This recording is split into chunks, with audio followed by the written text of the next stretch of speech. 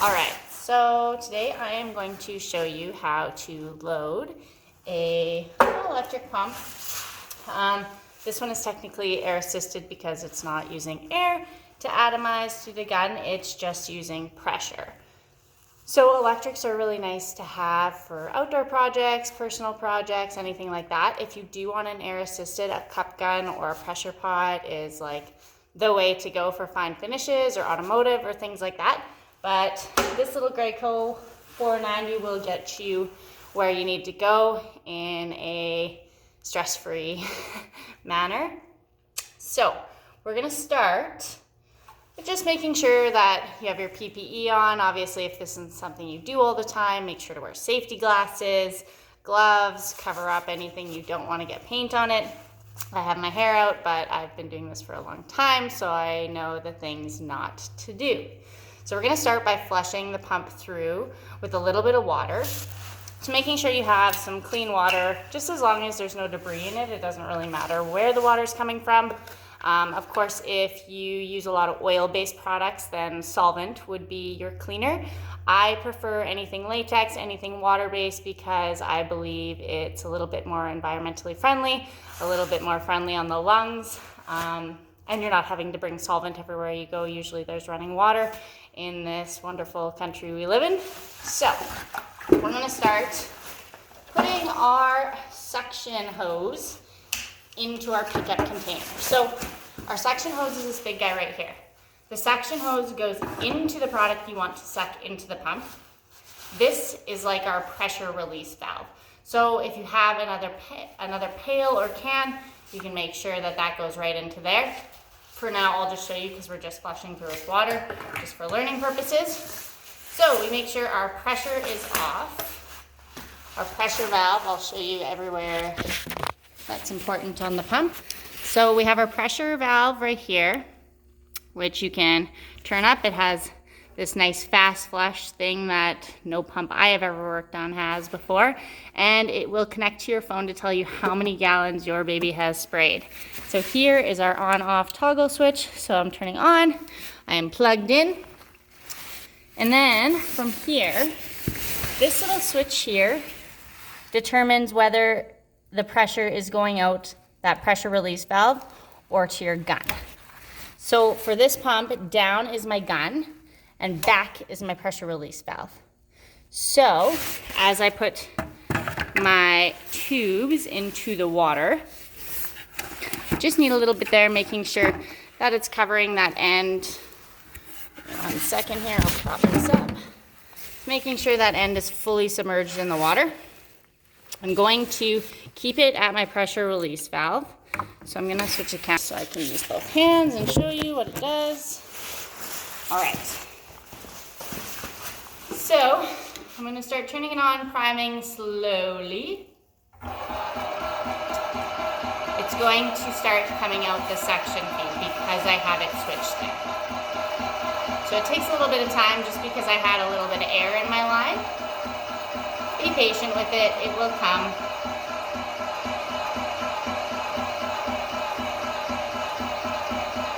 I can feel it starting to come up through here. Slowly but surely. I'm starting to get some drips from my pump line here. I can turn it up a little bit faster.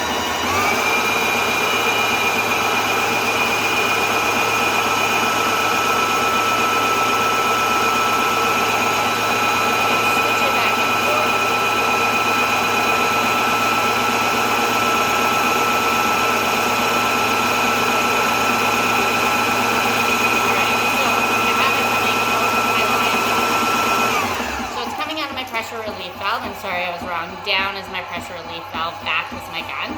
Trial and error sometimes.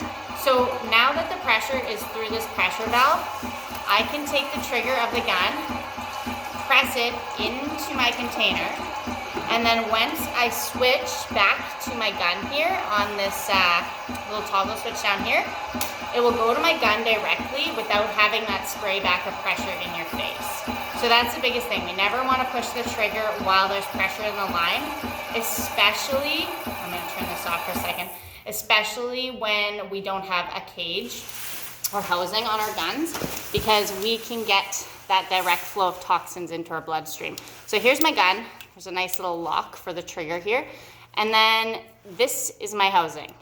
So my housing protects me. If I was to ever spray the gun towards my leg or towards my arm or something, it would not go into my bloodstream. And then this little guy here connects into my housing, and this is my tip. So this is what all the paint comes out of. Just this little hole right there. So we always want to make sure that that's clean. And then it goes into our housing just like this. So in our housing, there's a very important little seal in there. So that little seal, if that is not in there, all the product will come back into your face. I've done it before. It is not fun. So always make sure if you're renting a sprayer from anywhere that that housing has that little orifice and seal in there. Without that, you are going to have a headache and a half by the end of the day. So we don't want to put our tip on yet. We don't want to put our housing on yet because we want to flush the paint through our line. So now that we've made sure that there is water all flowing through the line, our line is clean, we want a pail of paint that has little to no sediment in it. So if you know that it's an older pail of paint or that it's got a lot of clumps in it, please strain it. It will save your filters. It will save you from having to take apart the whole piston, the whole pump in order to get paint to come back through that line. And I'll go a little bit deeper in that in another video because I'm sure we don't want a half-hour video on how to clean the pump and everything. I will separate them into two, so this will just be loading the pump and getting paint in the line. So once we have our clean pail of paint, I'm going to be doing this beautiful Flora color today. So we drain, we take our suction feed out of the water, and we put that suction into the paint.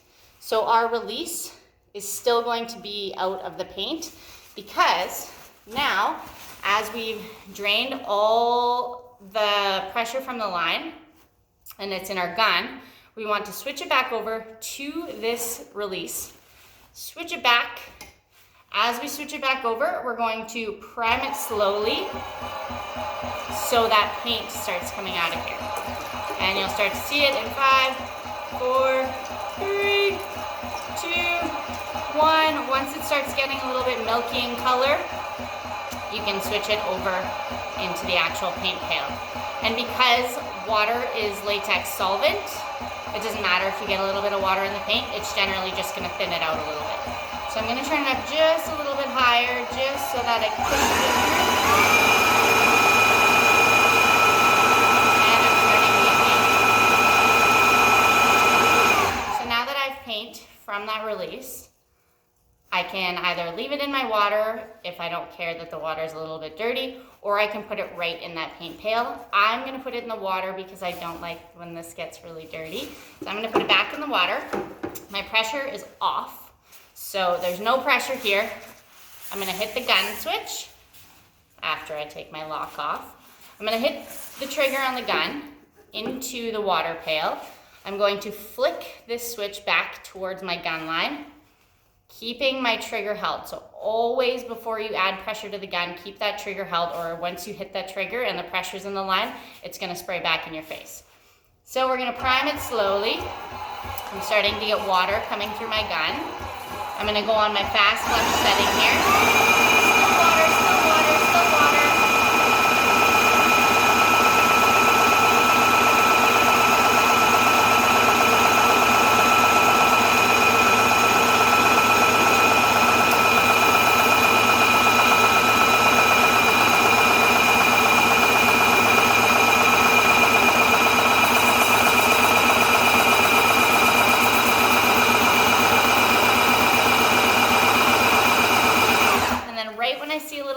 Coming from my gun, I keep the trigger held, I shut the pressure off, and then I slowly, in my paint can now, turn up my pressure and let the remainder of the water flow through my gun.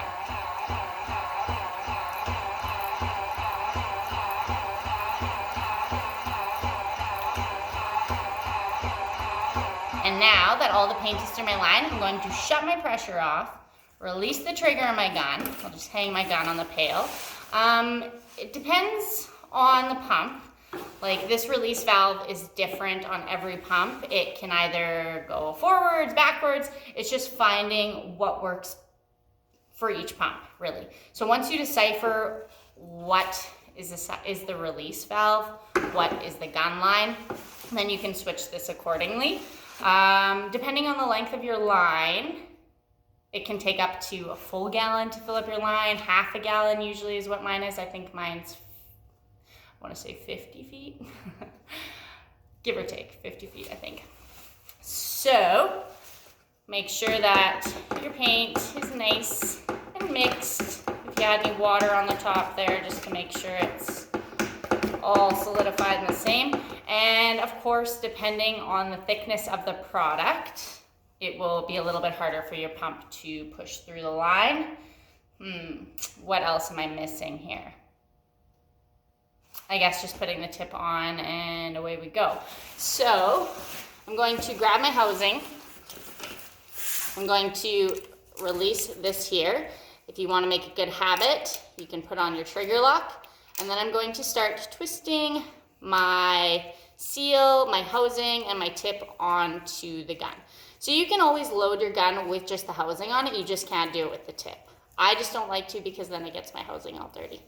So now that I have my tip on nice and tight, I keep mine to the left side because I'm a lefty, so that when any little clumps get in there and I need to switch it back, go like this, switch it all the way back, press your trigger, flip it all the way forwards, and it'll release any debris that comes through there.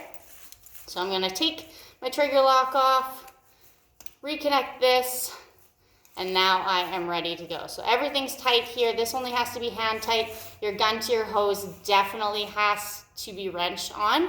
If not, you're gonna get a lot of paint coming through here. So I don't have any of my pressure on now. Now I'm going to turn my pressure on. I'll show you where I put it on my machine. Like I said, it's different with every single. So here is my machine. I'm going to turn it up all the way to about half. So it's just filling up the pressure in my line. Got a little bit of back product in this bucket, but that's okay. And then this is my clean paint line. So now that I have my gun all set up,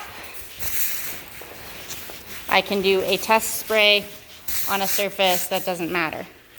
So I'm gonna spray. So if you see, after I triggered there, a little of spitting comes out of it. If there's a little bit of spitting, just turn your pressure up a little bit. It'll just stop from leaving those spits on your surface if you're trying to do a more fine surface. Yeah, and away you go. You get to start spraying. Make sure you wear a mask with good filters, good respirator, safety glasses, gloves, whatever it takes to prevent you from future illnesses, diseases, things like that. And my next video, I will clean the pump.